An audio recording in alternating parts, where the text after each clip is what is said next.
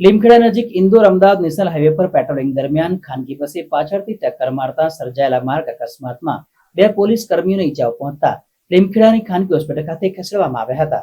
લીમખેડા નજીક Indore Ahmedabad national highway પર patrolling પર નીકળેલ લીમખેડા પોલીસ મથકની પીસીઆર વાનને પાછળથી પૂર ઝડપે આવતી ખાનગી ટ્રાવેલ્સે જોશભેર ટક્કર મારતા સર્જાયેલા અકસ્માતમાં બે પોલીસ કર્મીઓને ઈજા પહોંચતા સારવાર અર્થે લીમખેડા ખાનગી હોસ્પિટલ ખાતે ખસેડાયા હતા.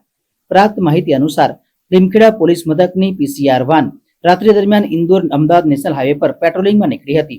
દરમિયાન લીમખેડા નજીક વિજય હોટલ પાસે પૂર ઝડપે પાછળથી આવતી અને ગોધરા તરફ જતી ખાનગી ટ્રાવેલ્સના ચાલકે પોલીસની પીસીઆર વાનને જોશભેર ટક્કર મારતા પીસીઆર વાન પલટી મારી ગઈ હતી અને રોડની સાઈડ પર ફંગોળાતા સર્જાયેલા અકસ્માતમાં બે પોલીસ કર્મીઓને ઈજાઓ પહોંચી હતી.